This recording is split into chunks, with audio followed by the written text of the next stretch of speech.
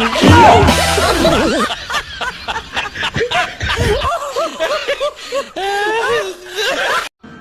yung nakikipaglaro ka ng bilyar. Ganito yung mangyayari. Mapapatigil ka na lang talaga. Ito yung nasusunog na yung motor mo. Mismo doon sa may tubig. Pero yung pinamamatay nila, naghanap pa sila ng buhangin. Naghanap pa sila ng ibang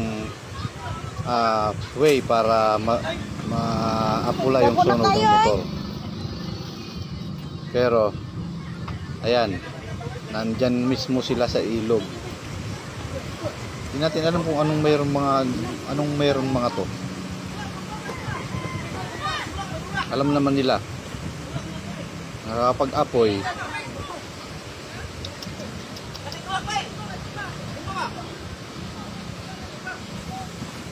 Tubig na yan, ha.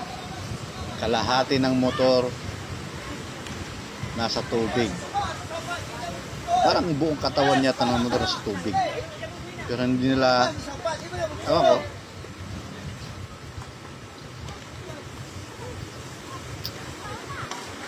kung kailan sunog na yung motor, sa kanila naisip na itumba sa ilog o sa tubig.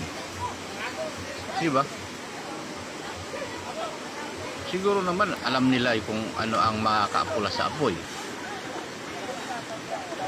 Lalo pata sa tapat na ng tubig.